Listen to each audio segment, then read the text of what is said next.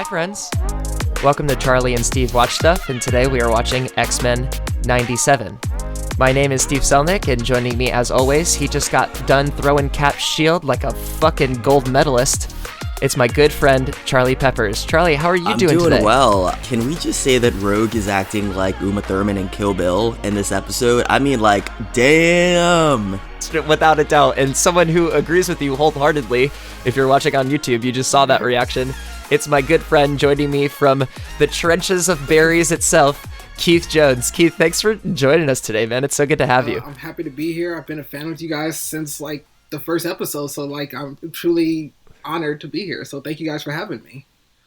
Oh man, it's so good to have both a friend and a fan on the podcast. And so really quickly, I just want you to kind of jump into a little bit about how we met. We've been working at Barry's together for, gosh, how long has it been? Like almost 3 or 4 years at this point, because you were there when I started there. Yep, so I remember way back when I first moved back to San Francisco, you had weird old me working on live workouts in the back of your studio. You're like, who the hell is this guy? And lo and behold, much like my friendship with Charlie blossoming, we figured out that we had a love for nerdy things, and we actually spent a lot of time talking shit about the X-Men, specifically Cyclops. So Keith, I would love to just hear about, pretend I'm not here. First impressions of I get referred to as people's heterosexual life partners in more than one occasion. I'm very proud to be one of your, hopefully many heterosexual life partners, because that's the way that life should be. Yeah, give us a little history on our relationship, and then your relationship with fandom, X-Men, all of that good stuff. Well, we met because we were always, like, usually, like, the opening people there, so we were, like, usually the first ones there at the studio. You would always call me out because you could always tell when I was the one who had control over the aux at the studio. Anytime as soon as you opened up the door, Do we put the meme on our Instagram? I don't know, we should. I'll make Keith send that to Charlie afterwards. I'm not allowed to send the meme. Keith is going to send the meme. Charlie, just for the record, it features Uncle Ruckus from the Boondocks. But we became good friends, just, like, started talking about everything from movies to music to then, like, once we hit comic books, we were all like, oh, we're friends now. And then, like, we've kind of just, like, from then on, just kept building it. And then once he told me about, like, oh, yeah, we're doing a podcast where we talk about Batman, I was like, oh, you mean my favorite character ever? Hell yeah. Actually, I kind of really fell in love with the podcast when you guys talked about my favorite Batman movie, Batman Returns. Let's go! Let's fucking go! Favorite live action Batman movie. There we go.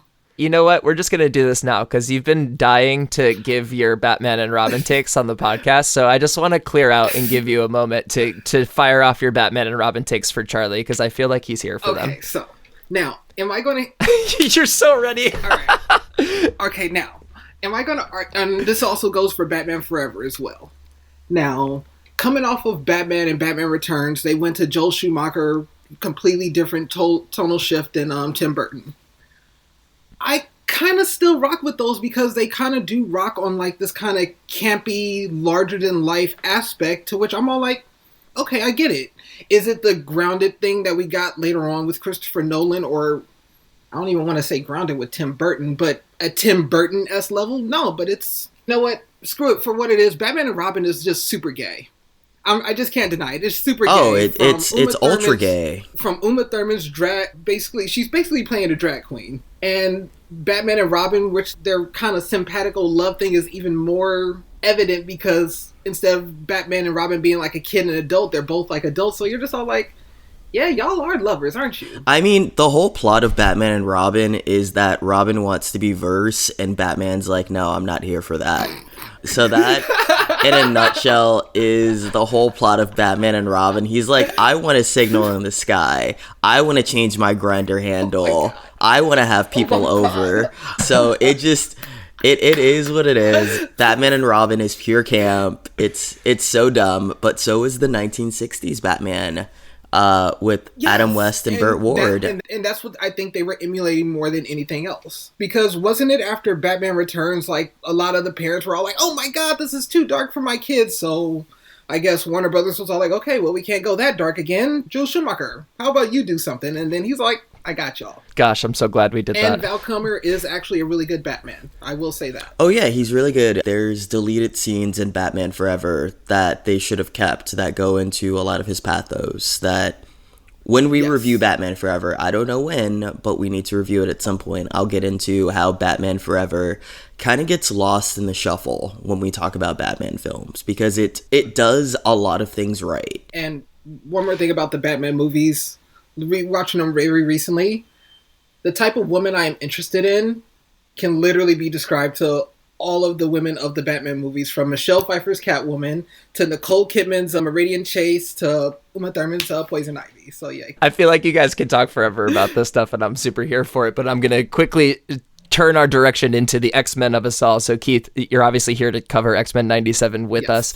So would you just fill us in about your sort of background and history? I know you're a little bit more into the comics and stuff like that. We're potentially going to talk about the movies at some point in the future. Like, would you just fill us in on like where your love for X-Men started and how it's sort of manifesting in the show right now? My love of X-Men actually started with the 90s show. It was X-Men, Batman, and Spider-Man were the three shows I watched as a kid, to where those were the ones I was all like, I mean, I know there was a Fantastic Four show, and I know they had some other shows, but those were like the three I loved. Those are the three. Yeah. And then the movies came out in like, what, the first one was 2001? So like I was 4th grade, so I was like that prime age to get it. And then like my love of X-Men just like started going up from there, to where then I started reading the comics more.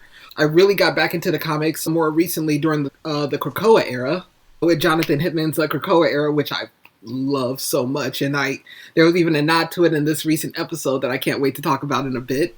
But yeah, this is where I became a fan of Scott Summers, not through the movies, but through the comics. Because we've made that very clear that we don't like movie Cyclops. Honestly, I have come to the conclusion I don't think I like any of the movie X-Men, because they kind of ruined every single one of them wrong. Even Wolverine, who like they kind of focus on, they kind of got him wrong. Hugh Jackman did an amazing job as Wolverine and still continues to do that, but I'm all like, he's gotten a lot of swings. Yeah, no one's gotten more at bats than Hugh Jackman as Wolverine. Yeah. But X-Men has kind of just been the thing. X-Men and Batman were the things that kind of just kept me coming back for more and more. So yeah. I love it. When Keith and I would work together and I would go in to teach a class, Keith would leave me notes about his opinions on the X-Men at the bottom of my roster. So one day I wasn't expecting it, and I just walk over and I just see a big Magneto was right underneath my roster, and I just start laughing and no one knows why. That's the kind of shit we're here for.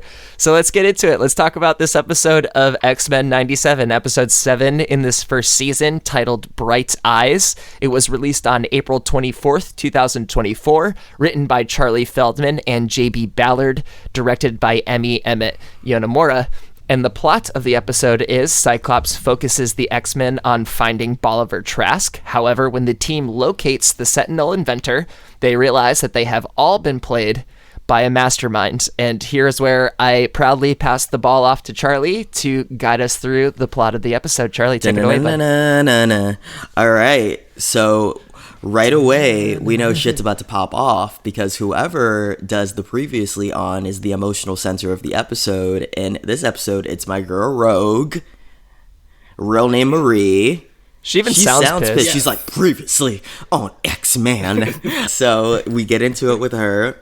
There's no new changes to the credits. And also, I was a little surprised that Storm and Professor X didn't reappear in the credits. I was like, oh, okay, are they gonna come at the end? I wasn't sure about that, but I like that they're making us wait for it, because I'm excited for Storm to be in the credits in her new costume. I think that's gonna be cool. I'm excited for Professor X to be in the credits.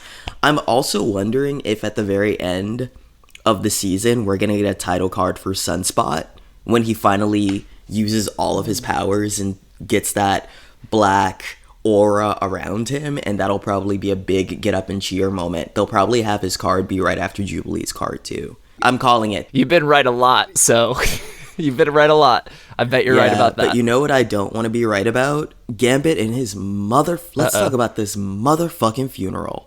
So, first off, it's raining. So the animators right away just want to hit us in the feels. It's like, all right, we can't We can't get no good weather? So all the X-Men minus Charles and Storm are gathered for Gambit's burial. Rogue is notably absent, which makes Jubilee angry and sad. Nightcrawler, cutting Rogue some slack, says the massacre on Genosha impacted all of them in different ways. And we see the way that it impacted Rogue, because right away we cut to Rogue flying at supersonic speed. This felt very anime inspired. She confronts Thaddeus Ross after breaking into a bunker powerful enough to contain the Hulk. Whoa. This was awesome. I want to say two things before I ask a question. One, I love how powerful Rogue is throughout this entire episode. And to be real, I forgot how powerful Rogue is. Because Rogue is she has such a big heart and she's so sensitive. She might be a Cancer, that's my assumption, but she's just she's so loving, and I really do think that she is the emotional core of the X-Men, to the point where she started off as a villain, and Cyclops and Madeline trusted her to deliver their baby. That just shows how important Rogue is to this family. They fuck with her heavy, I fuck with her heavy, but what I really love, we see her use a kick or a move from Marvel vs. Capcom. She does this acrobatic move in the air, then she's like, and it looks really epic. I want that gif on my phone. And she takes down a bunch of the tanks, she throws them around, and we get what I believe, and correct me if I'm wrong, boys, what I believe is our first non-X-Men Marvel cameo of the season. She breaks into the bunker, and Thunderbolt Ross, who is one of Hulk's biggest antagonists because Hulk is dating his daughter, she breaks into that bunker and she corners him and gets the information that she wants. So, what did you both think of Rogue going nuclear? What are your thoughts? When that clip actually got released, I think the day before the actual episode came out, so when I just watched that, and I think it cut out right before she got into the bunker, I was watching, I was all like, wow, we were cheated out of an amazing Rogue in these movies. For real. Even I was just like, my roommate and I were just watching the episode right before we hopped on here, and then like right when that scene came on, he was all like, why couldn't she do this in the movies? I was like, don't get me started. We cut to Cyclops speaking to a holographic image of Senator Kelly. Well, not Senator Kelly anymore, President Kelly, and I'll get into why that is. Mm-hmm. Cyclops is trying to play diplomat and get more government aid in Genosha. President Kelly refuses. He wants to play politics now that humans are afraid of mutants again. Humans are afraid that mutants are going to retaliate after what was essentially a genocide, and Cyclops is justifiably pissed. So, just to give our listeners some background, Senator Kelly appeared in the first season of the original X-Men cartoon in 92. He was very anti-mutant. Then he was kidnapped by Master Mold, and Master Mold threatened to replace his brain with a computer. Senator Kelly was definitely like, oh, hell no. Then the X-Men burst in, saved his life, and Senator Kelly ended up winning the presidency on a pro-mutant stance. So one of the things that I love about the show is that we're able to see humans on a different level of either tolerance, acceptance, or being radically loving toward mutants. And I think having President Kelly be as weird and awkward as he was about, I don't want to lose voters, but I don't hate mutants, but I'm also a little scared. What are y'all gonna do? What are your thoughts on this? He dropped that your kind on them pretty hard. Yes. Oh, real hard. President Kelly doesn't care about mutant people. He really doesn't. This is what I have. Just put him in front of the green screen right now. This was the scene that made me, I was all like, this is my Cyclops. When he pointed to the screens, I was like, oh, I bet if these screens looked more human, you would care about these death tolls. I was all like, gotta call it out. And like, that's the thing I love about Cyclops. He is a great leader, willing to call people out when they need to get called out. Up until in the comics, even Professor X, he was like, no, you're wrong. You can tell Cyclops has like a good, deep love for his mutant brothers and sisters, to where I was all like, this is what I love to see. There's been a lot of chat on the internets about this show potentially going down the storyline of Scott truly breaking away from Xavier's dream and kind of getting a little bit more towards the Magneto mindset. And I wonder if they're planting the seeds through 2 episodes ago of him blowing up on Trish Tilby and saying those things about "you're lucky you're still alive if it wasn't for us." And then also his seeing of Genosha and the refusal of humanity's help. And I think we're getting seeds. I mean, he basically said Magneto was right in this episode. He was like, hey, Magneto called it. Like, there's a crater in the ground and Magneto was telling us this was going to happen. So I think we're seeing a Scott Summers that's a little bit more cynical towards humanity. And I'm way more interested in that Scott Summers instead of the fucking Boy Scout. Steve, I'm interested in both. No problem. I'm interested in both. I love squeaky clean Scott, and I also love cynical, morally ambiguous Scott. I think that if done correctly, they're both interesting because I really love the smile on his face as he just said, give him the forecast. To me, my X-Men, like, I love that style of Cyclops really being here for the dream if being done properly. But like Captain America, who we'll get to, because America's ass is in this episode, I think Cyclops, like Cap, can be interesting both ways. And if he swings back and forth and it's written well, I'm here for it either way. I'm just here for the journey. A lot of people compare Cyclops to Captain America, and I do see where they're coming from, because like how Captain America kind of always very in his defense, he does go up against the United States government multiple times in the comics and Winter Soldier. Okay, I have complaints about Winter Soldier, but I'll leave that alone for now. Mm-hmm. I think Captain America is a much more Boy Scout than Cyclops is, just simply for the fact of Cyclops is just a Boy Scout in terms of he will go hard for mutants. Right. He does not care about the government. He doesn't care about bureaucracy. He's all like, I am here to help out my people. That's it. And kind of screw everybody else. Kind of, but yeah. I am curious just to see if they are going to go the full morally ambiguous route of just all like, are we going to go here? Because a little later on, he is one of the ones that didn't say anything after Rogue did her thing to that guy.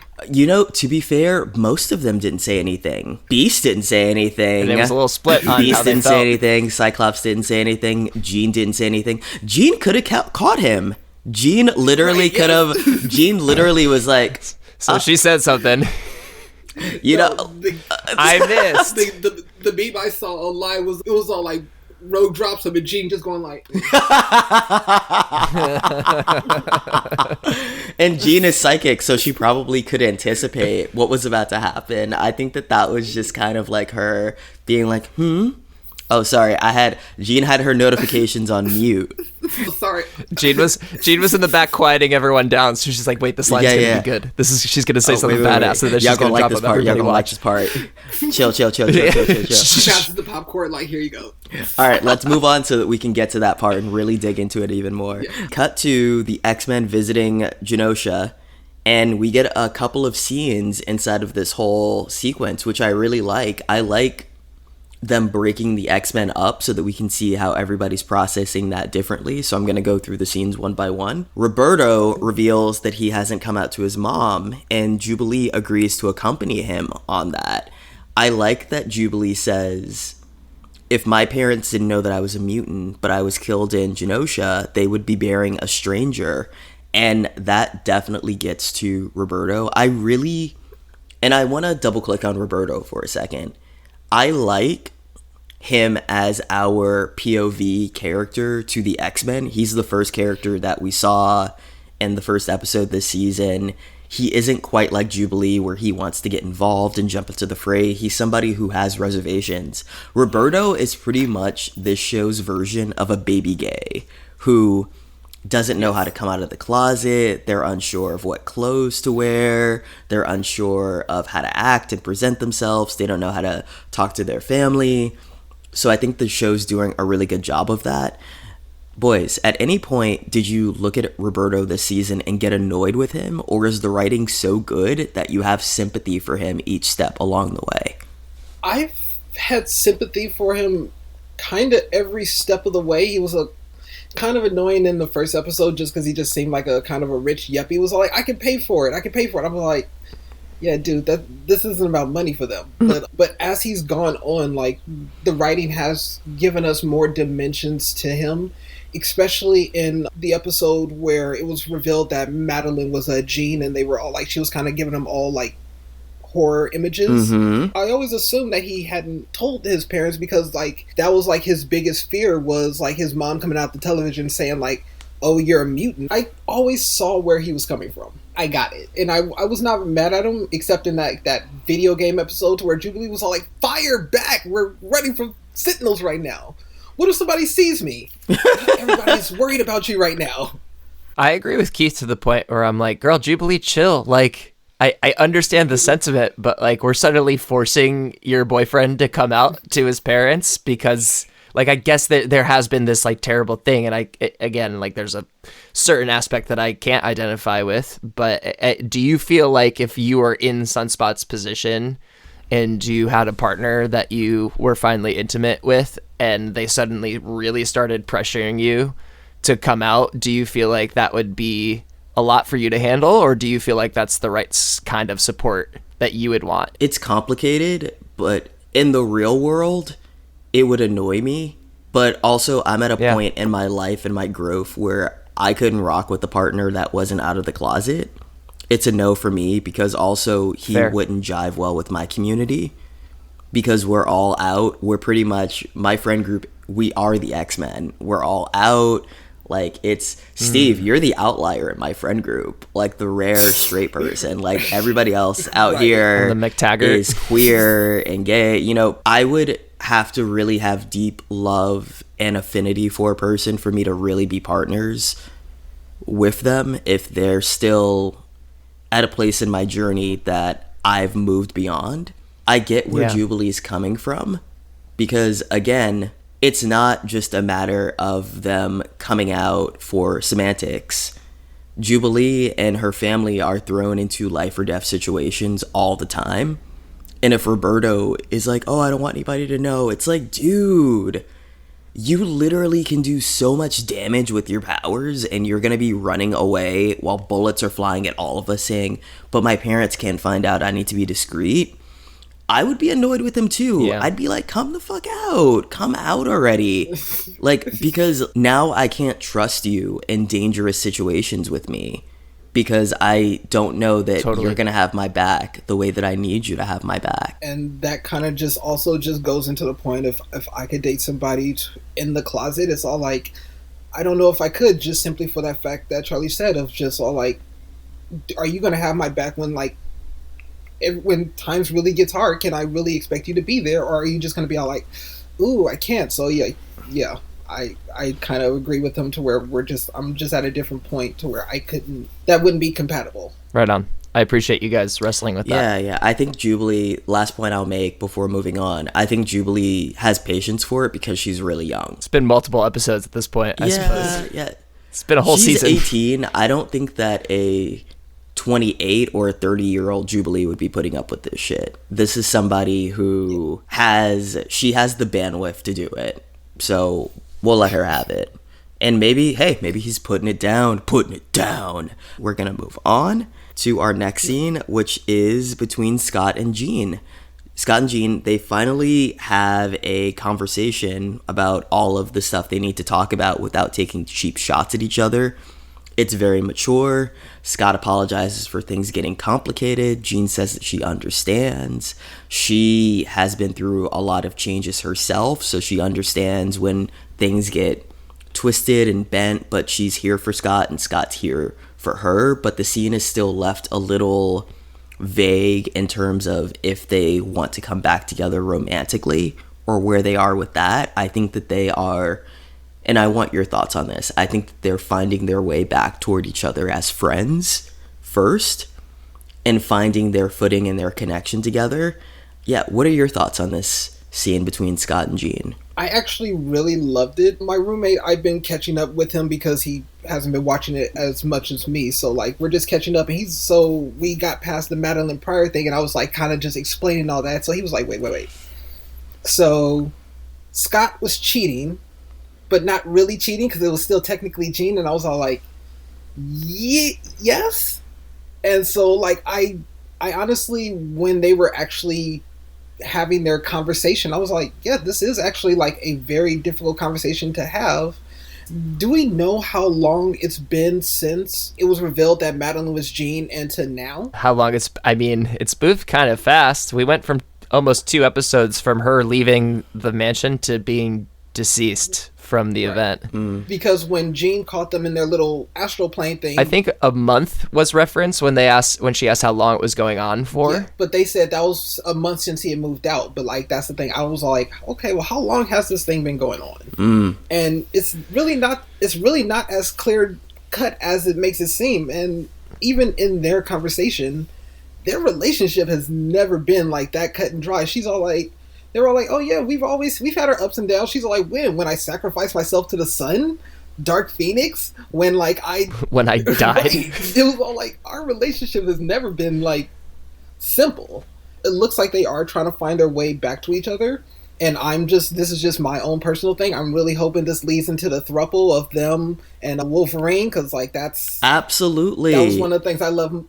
That was the thing I loved most from the Krakoa era. I was all like, oh no, they're a thruple. Well, actually, with Emma Frost, they were like a quadruple little thing going on right there. But yeah. Speaking of Emma Frost, so Jean senses a telepath up ahead, and Scott's like, Madeline? But it's not Madeline because I called this shit. Emma in the comic books has a secondary mutation to get diamond hard skin under duress. And she's pulled from the rubble, and Beast cracks me up. I adore Beast. He's so funny. Beast is like, oh, it appears that under duress, she's developed a secondary mutation which has never been shown before. And Emma kind of reminded me of Samantha from Sex and the City in this moment. That's kind of how I picture her in my head. She was like, darling, I've always done well under pressure. Like, under the rubble, I feel like Emma had that line picked up. It's like, so when they find me, I'ma say, like, she just I love Emma so much. And I love that now we have Grant Morrison's new X-Men lineup here. We got Cyclops, Beast, Wolverine, Jean, and Emma Frost. So that could be where we're heading next season, but I can't be sure yet. But I'm here for Emma's redemption. Keith, let me ask you, are you familiar with Buffy? Yes, of course. All right, so Emma Frost is Cordelia Chase. Oh my! I think that they're gonna give Emma Frost the Cordelia Chase treatment and just show her starting to come around more, come into her own. Maybe everyone's annoyed with her, but I think that she's gonna work her way into the team's good graces. But I do believe, and correct me if I'm wrong, wasn't like the event in the comic that this is based on, the E for Extension, wasn't this also her turning point as well? It was her turning point. Because not also this is where she got her diamond format, but this is also where she kind of did have like that come around moment of she stopped messing around with the Hellfire Club. It was all like, okay, you X-Men, y'all are kind of right. Yeah, and I kind of mess with y'all. What I like about Emma is that she's the middle point, and I think this is why her and Cyclops will start connecting. She isn't morally righteous, and she isn't superior. Yeah. She doesn't have a superiority complex like Magneto. She's right in the middle. She's amoral. She's very like, okay, how does this impact me? And then that's how she works accordingly, which is what I love about Emma, because Emma is flexible and she will pull whatever strings she needs. But at the end of the day, she isn't a villain in a cut and dry sense. I would call Emma somebody who's chaotic good. I would actually agree with that wholeheartedly. Speaking of moral standing, we shift from her chaotic ass to Beast, who is kind of veering a little bit more towards neutral good, because we get this really sweet scene. And before I get into this, I want to say that I really like Trish. I think that Trish's heart is in the right place. And what I like about Trish, and what I also liked about their portrayal of President Kelly, is that humans are on a journey of figuring out how to be a good ally in this show. And politicians can't get it right because they, like Emma Frost, are out for themselves at the end of the day. But Trish, what I like about her is that she's trying to get it right, but she keeps getting her foot stuck in her mouth. And I think that that's real to humanity. I loved this moment of her saying, but property damage isn't how you get your point across. And if I did not think of the BLM protest, you know that that's where they were pulling from, because Beast's reaction was my reaction too. Yeah. It's like, let it burn. Like, Right. we are out here dying and you're over here mad about the Radio Shack. Like, come on. Like, what are we really doing here? What did y'all think of that moment and of Beast? Because I think that it's the first interesting moment that Beast really had in the show. Beast is crushing the quotables in this episode. He's throwing out the Mr. Rogers. He's really giving Tilby the business. Man, I think, again, this episode does a really good job of starting to show shifts in viewpoints for the characters. And I think that begging for your tolerance was our first mistake as a shift in viewpoint for Beast. And clearly we've had this monumental moment that's going to be a world shifter, but seeing the ways in which the worlds are shifting for each one of the individual characters and how they're not happening in line with each other, and no one X-Men is a monolith in this case, I think is really incredible. And again, a testament to the wonderful writing and execution of the show. And I think this is one of Beast's turning moments. Again, we're going to get to this a little bit later in the episode, and we sort of referenced it before. We've now referenced two characters that are having these turning moments towards a little bit less humanity. Look at us, tolerate us. And these were two people that stayed silent when Rogue dropped Trask's ass off of the building. So we're drawing parallels here, baby. That Beast scene is probably the scene of this episode I've probably rewatched more than any other scene, just because it was just all like, once she said like proper, like it was just like destroying windows or something, like my mind was all like, and you literally, I think the animators even did that to where even Beast even did like a side eye, like, okay, I'm really gonna have to do this. It was all like, all right, here we go. Like, he was all like, I'm sorry. And I do love his final line. It was all like, excuse me, I've exhausted all of your tolerance. I have to go get back to helping my people right now. Which, yes, Beast. Yes, Hank McCoy. That is the proper response, because it is not his job to teach her ass. It is not her job to educate her. Like, who does she think she is? He's all like, I got my people to go save. You go do your thing over here. I'll be over here. Yeah.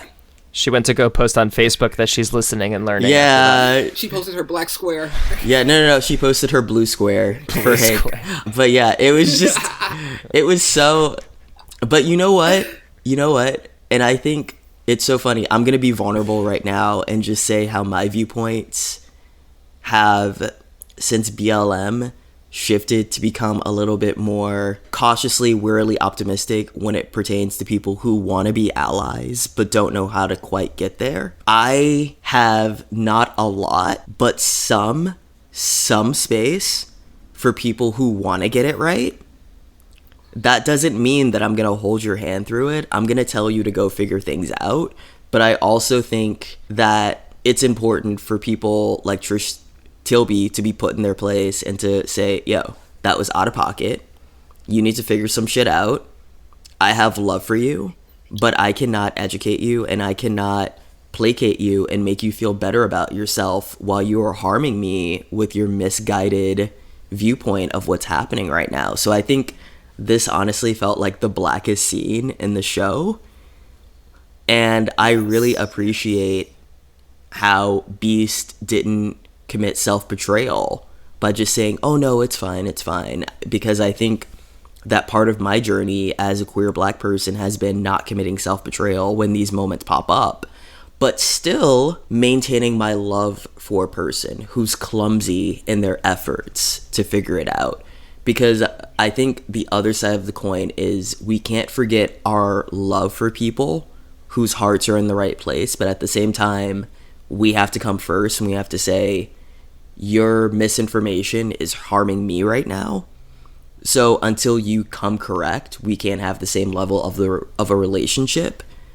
So I'm setting a boundary right now, but I still see you and I'm rooting for you. And once you figured a few things out, then I can rock with you again. Because I think that's not the way that all of us should operate. That's the way that I've chosen to operate.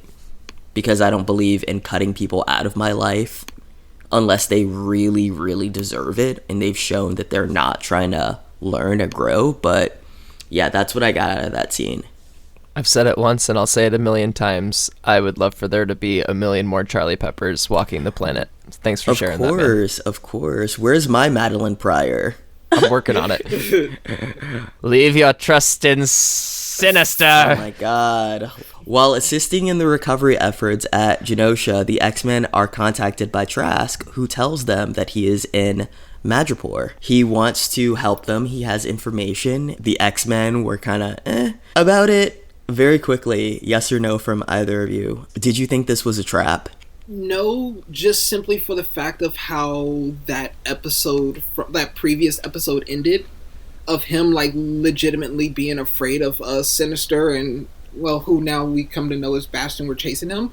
I was shaking my head when Morph was all like, so let me get this straight. He's holding us over here. He's the leader of this person.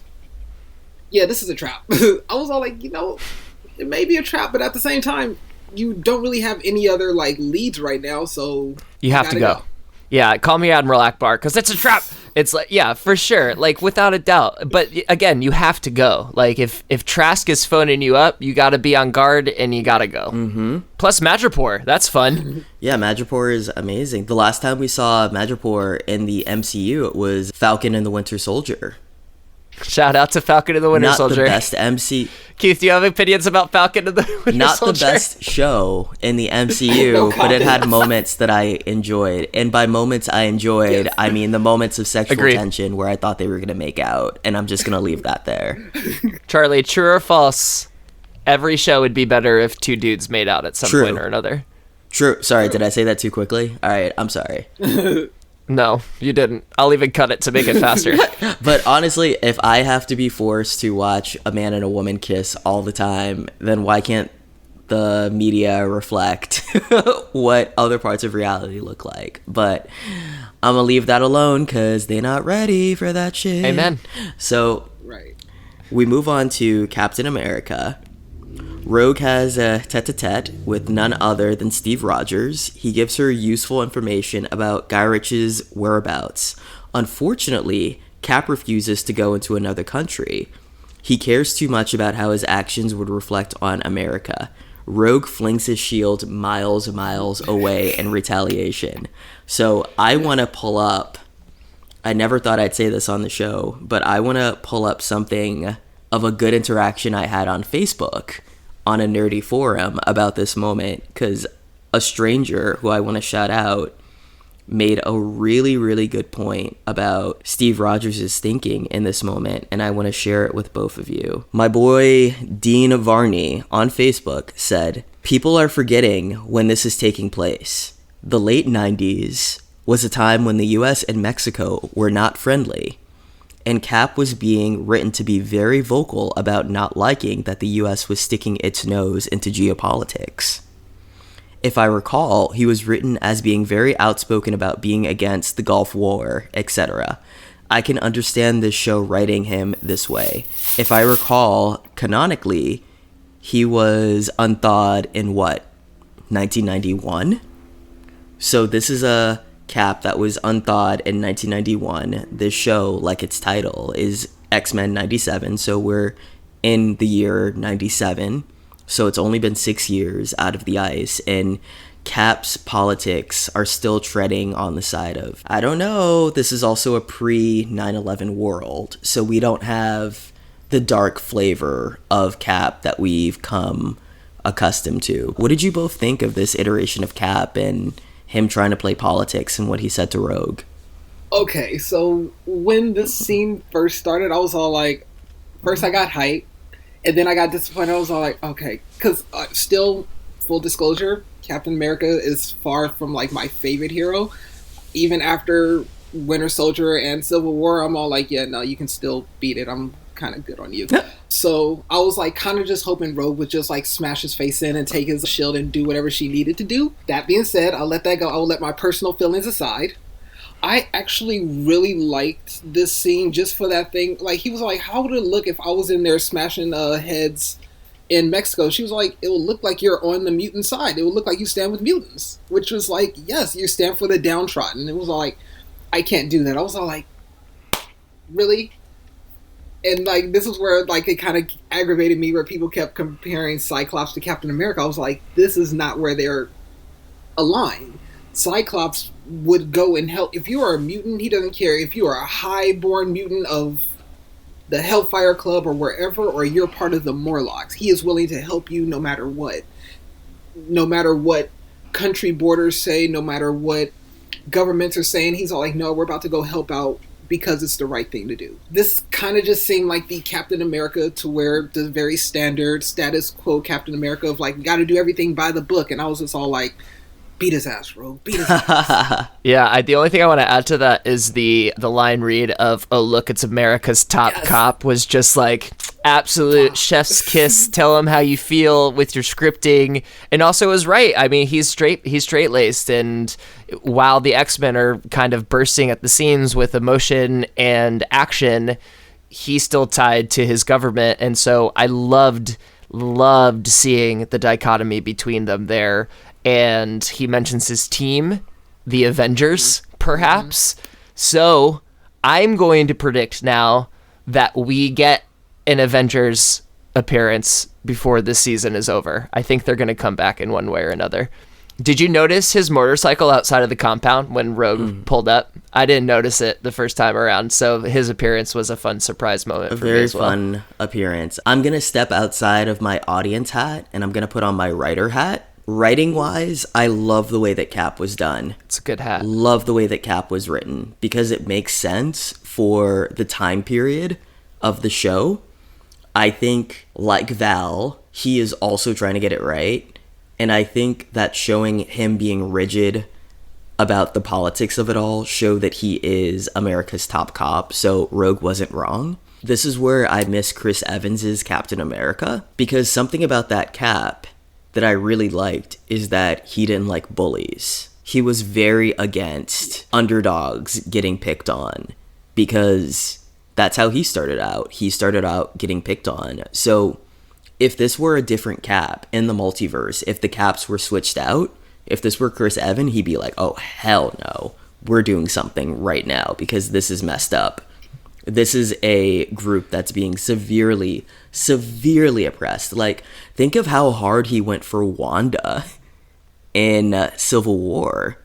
And Wanda is the closest thing that the MCU has to a mutant, even though she's a witch, which I really do like. But originally, Wanda was a mutant and Magneto's daughter. But I don't want to get too sidetracked with that. But I like how Cap was written as this version of him, just to show that this show isn't going to adhere strongly to what the MCU did with that character. So I was here for it. Moving on, I really like Rogue confronting Garage in Mexico and draining his memories. She hasn't been this proactive in media for a very long time. Like you both said, where was this Rogue in the movies? She's terrifying, and I'm here for it. Do we think that the US government's going to retaliate on Rogue because of how reckless she was? Because she came off as untouchable in a lot of this. But again, I think that she got her comeuppance by the end of the episode with the OZT, when that Prime Sentinel or that Human Sentinel or whatever kind of blasted her. But what do you think the government's reaction is going to be to what the X-Men are doing? They're not going to be happy. Definitely. They're set. I mean, we're gonna find out if what's her face is alive after this. Probably. What's her name? The CIA lady, the government lady. That Val Cooper. There it is. Because we don't know if theoretically. Because we don't know if she's alive yet. There's been some theories that she's actually on OZT's side, floating around out in the universe. So it'll be interesting to see how the government reacts to Rogue quite literally going rogue on them and destroying a secret facility of theirs. I mean, Ross isn't going to let that go. Have you ever known Thunderbolt Ross to let anything go? He's still hunting the Hulk just for dating his daughter. I know. If he doesn't leave Bruce Banner alone, all Bruce Banner wants to do is just fucking watch Bill Nye, the science guy, and eat Hulk cereal. smash. Like, leave Bruce Banner alone. But just try to smoke weed so he can stay calm, and then like right? the agents just keep trying to track him down every single time. Yeah, and smoking he's weed. Just all like, it's the most. Right, that's all he's doing, and then he's just trying to chill, and then government agents just come popping in. He's all like, "Oh crap, here I go again. And then it's like, let me Hulk out and I got to destroy this house I just built. So thank you. That's amazing. I now want that to be one of the character traits that Mark Ruffalo's Hulk has. It's like, how do you think I stay calm all the time? But yeah, so something interesting happens.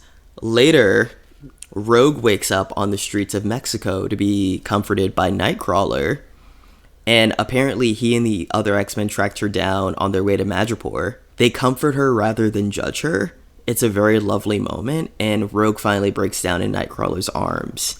I want to say this moment was so lovely, and the voice acting really sold it for me. Like, Rogue was sobbing, just her heart just pouring out in Nightcrawler's arms. And then that shot of Jean and all of the team just looking at her and not saying a word. I thought that was so beautiful. That is chosen family. That's what the X-Men's about, and I was really just taken with that moment. I really did love that scene. There were just two things I was just all like, and this is only a thought I had after I'd seen it a couple times. Where is Genosha in the world? Is it like, if I'm correct, isn't it off like the coast of Madagascar? So they were in Genosha. Then they were going to go to Madripoor to go get Trask, but then they made a stop in Mexico to go get Rogue. I'm all like, Jesus Christ, that's a lot of flying around. Okay, but They got that Taylor Swift jet budget. They're doing it for the points. What I really did love about this scene, though, or at least it made me chuckle, was just how Morph and Wolverine were just like kicking out, just like standing right next to each other, just like that. And I was all like, Morph just seems like the non-binary smart ass just to Logan's just kick-ass assness, so they just like kind of just meld well together. You get a moment of how much Wolverine cares about Morph a little bit later on in the episode as well, which is a good indication that maybe it goes both ways, which we were hoping, at least. I really did like that for once, with the exception of X-Men Evolution, we actually get like confirmation that Rogue and Nightcrawler, they're siblings. Right. And like, they actually like, and Nightcrawler actually confronted her like, or not comfort her like an actual, like a brother would to a sister. And like he knew the right things to say. Was all like, you didn't just lose Remy, you lost Eric too. And like being confused, that's perfectly okay with them. And so I love that, like that brother sister dynamic, that we never got that before, and it was just so perfect and so beautiful. And I think that was the thing that like really helped Rogue specifically in that moment. Pound for pound, I'm not sure a character has been given better lines and delivered them better than Nightcrawler has so far in this episode. Agreed. Yes. Between Remember It and then this episode at the funeral and at this moment where he's talking to his stepsister, like Nightcrawler is absolutely firing on all fronts. I want to quickly rewind back into the moment where Rogue is accessing Gyric's memories, because there's a connection back to one of the first episodes when Madeline, then thought to be Jean, is in Cerebro, also piercing Gyric's mind. And remember, we were like, she falls into this vision and sees what we now know as the destruction of Genosha and a few other things that we weren't totally sure, that we were like, maybe they're going to explain this eventually. And so the second time, when Rogue is accessing Gyric's mind, she sort of falls into that same vision of where we get that combination of Nimrod, which we keep seeing in those opening scenes, and we're not still 100% sure how he connects back to all of this. And also, we're starting to get those seeds planted of Bastion coming into the fold as well. So this is a really cool callback into episode 1 with that Cerebro moment with Madeline, not Jean, and then showing that Gyric's mind is compromised not by Sinister but by somebody else. Yeah, I wonder if Rogue was possessed by Bastion because of absorbing so much of Guy Ritchie's mind. She was holding on to him for a while. She was like, stop fighting me. And I wonder if next episode we're going to see that Rogue did something while she blacked out. Because she woke up on the street and she was pretty confused about where she was. No idea where she was. So I think that is going to be an ace up the show's sleeve. Like, what did she do when that happened? But I can't wait. Yeah. It's just so good. I'm curious if they're going to do, if you guys ever watched that show, Young Justice. In the first season, the main villain was Vandal Savage. He brainwashed everybody into Justice League, but he took the main 7 and then just sent them off-world. And we had no idea what it was, and he had them literally committing war crimes. So, like, that's why I'm curious if they're going to do something like that, to where it's all like, no, we literally have you on camera, literally, what, destroying Mexico?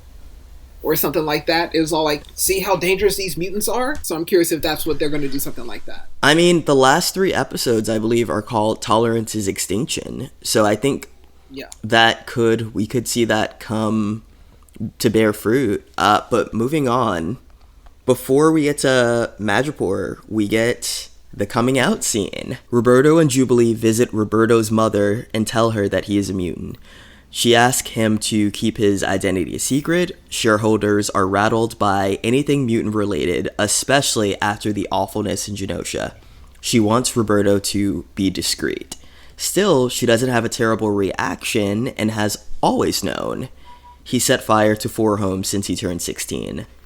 I like this. His mom is definitely wrong for that. She needs to stop thinking of herself. For somebody to have their kid come out to them and their first reaction to be, oh, well, don't rub it in people's faces, that's going to cause shame within the child. I think that is no bueno. But I want to point out that X2 did a version of this scene before, and I think that this scene is a better version of that because it has more layers. What did y'all think? Have you ever tried not being a mutant? Yes, this scene actually did have more layers because, like, usually, stereotypically in, like, storytelling, when it's like, the person usually comes out as either, oh my god, I love you and I accept you, or get out now. So this was, like, a very detailed thing, like, I love you and I accept you, but we also have this financial, like, responsibility to where these stockholders, and if they found out that one of you are in here, we can't have that, so stay in the closet. While she is completely wrong, I at least do see where her mindset is for that way of thinking. Right. While I don't agree with it, I at least can understand how she came to that conclusion, because to that certain generation of people, it doesn't matter, like, optics are the thing that matters more than anything else. Like, your family could be like complete disarray, but as long as to the outside it looks completely fine, that's all that matters to them. Good writing. I'd like to yes and that and say that I think in a way that she is, in her mind, showing love to her son in this moment. She feels like she's protecting him, not just from public scrutiny, but she's trying to future-proof him financially. She's trying not to have the bottom line be affected and have them lose whatever fortune they have because their stockholders got scared and all of a sudden their business is in the tank. So in a way, and it's like, again, I clearly agree with the two of you. This is the wrong way to go about it. You're going to create trauma inside of the person that you're trying to protect. But I think that is part of the reasoning that she's thinking through in that moment, is that, like, oh, I'm protecting you. This is actually love that I'm showing you right now, even though it's a misguided form of love. Which we've already seen that trauma kind of bleeding through just in this episode earlier today, where they were back on Genosha, and his literal line to Jubilee was, "Look what happens when we're out there throwing it in people's face." It's all like that. Yeah, that doesn't excuse genocide, my dude. But like, yeah. But nope. You can see, like, that's where his frame of mind would come from, like, literally that line of thinking. We get to Madripoor, and the X-Men learn that Sinister and a mysterious OZT organization have been developing a highly advanced Sentinel program. Rogue drops Trask to his death, unknowingly activating programming that turns him into a human Sentinel hybrid. Cable arrives, defeats Trask, and explains that Sinister is working with a greater threat that they must stop. His timing is much better here than it was on Genosha. That's all I'm going to say. Let's talk about this moment when Rogue dropped Trask. I was shocked. I was shocked because the writing tricked us into thinking that she was on the mend. We had that whole moment with Nightcrawler talking to her. Nightcrawler was there, and I was thinking, okay, he'd anchor her. Also, superheroes do nothing but catch people falling off buildings. So to see somebody drop someone off a building, even though it's complicated by the fact that he was gonna do that shit anyway, so it's like, Rogue did not push him. She did not throw him. She validated him. It's like, oh, okay. Like, you do what you're going to do. Wait, is there anything else you want to tell us first? No? Okay, bye. Bye. And everyone's reactions were interesting. Cyclops looked gobsmacked. He was so shocked, but he did not reprimand her. Very interesting. Or Wolverine was like, well, Wolverine was like, we wanted to do that Wolverine shit. was Yeah. like, I'm glad somebody finally did it. Right. Well, Wolverine's always been the one, he'll say something and then Cyclops will be all like, Wolverine, that's not us. We don't do that. But like, even this time, he was all like, oh, well. Mm-hmm. You got Jean sipping her tea in the background, like, oh, y'all gonna love this part. Watch her, watch my girl. We got Morph, who, interestingly enough, was like, is this who we are now? Morph was the most horrified, which I thought was really interesting. And usually Beast is the moral center of the X-Men, which really works well with his appearance, and Nightcrawler. But we then get into this fight scene that was so incredible. I gotta give props to my girl Jean Grey. She is doing a much better job in this show. Much better job. You don't have her going, like after, Scott! You don't have her doing all of that after lifting a pencil across the room. You have her really fucking shit up. She really... And Keith, I'll be honest with you, my favorite version of Jean Grey before X-Men 97 was the X-Men Evolution Jean, because she got shit done. What I liked about that version of Jean Grey, and I'll post on this in our social media, she started off not being able to do much, but without the Phoenix Force, grew into such a powerhouse and was throwing massive shit. She threw Juggernaut and she didn't faint. Yeah. Like, that's how powerful Jean grew on Evolution. I thought that was great. I am both impressed but also a little confused about Morph's powers, though. Like, is he the strongest X-Men? Also, Period? should Rogue absorb him so that she can now be the strongest X-Men? Well, I think that may end up in her killing him, so I don't think she may be down with that. Mm-hmm. But if you were to compare Morph to Mystique, so Mystique can just simply she can just look like Wolverine versus Morph, who can literally actually get adamantium claws. Is that correct? Am I seeing that right? Because maybe it seems like every time we see him transform into literally anybody from Blob to Archangel, Colossus, he gets their powers as well. And that's never been Mystique's sort of thing. She just kind of looks like somebody. I feel like he can replicate matter. He can just replicate matter. Like when he morphed into Psylocke in episode 2, swords aren't part of her body, but he was able to get swords. So I think same with magic. And wasn't he Lady Deathstrike too? He was Lady Deathstrike when they fought. Yep. When they fought January 6th. Yeah, pretty much. Let's call it what it is. And Lady Deathstrike, canonically, she has adamantium talons as well. So I think that's interesting. Yeah, we should open it up to our audience and hear what their thoughts are on Morph's powers and report back. After that scene, we go to Bastian and Mr. Sinister. This threat is Bastian, who reveals to Sinister that Xavier is alive in space and that Magneto, presumed dead in Genosha's attack, is also alive and Bastian's prisoner. I was gagged seeing him come in and just shave Magneto. I knew he wasn't dead. The credits could have fooled me, but Xavier would have sensed that in outer space, and he didn't, so... Just with that fight, this is really shown since the evolution of animation from the X-Men when they actually made it in the 90s to now, the influence of anime that has taken place on this show, I think, it's been amazing. From the earlier episodes, especially with that Madeline Pryor transformation, I was like, oh, so the animators were all like, have you seen Sailor Moon? That. To this fight episode between Jean and Trask, this seemed like it turned into Dragon Ball Z literally for a couple of seconds. Where they were 100%. Yes. Yeah. I was like, oh, this is Dragon Ball Z, and I'm living for that. So sorry, that was one thing I wanted to make sure the anime influences on this show is something that I'm really living for. And just to continue to give Jean her flowers at that moment where they jump off the building and Scott's like, you get the building and I'll get the debris, and Jean was like, bitch, I'll get both and save your ass, and I'll just have a little moment, because I think that's really good there. And something like that, she has that moment where it seems like she takes a breath And I think that would have been the moment where she passes out into Scott's arms, but she's actually like, no, I'm good. I'm up. I'm going to go turn Super Saiyan and fight this Prime Sentinel now. She's such a boss, and she's so lovely. Like, she has such a big...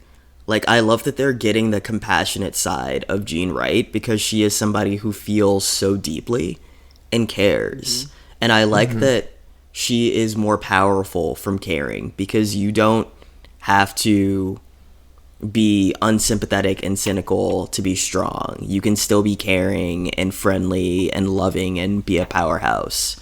Well, that's going to do it for our coverage of this episode, Bright Eyes from X-Men 97. Now, one thing that this show has done an amazing job of, and it's something that we've been covering here, is the fact that it's just absolutely a treasure trove of Easter eggs, and Marvel content is always full of Easter eggs, but something that's really, really apparent here is that the writers and the creators of the show just had so much love for the history of the X-Men and the comics runs and the old animated series where they've come from.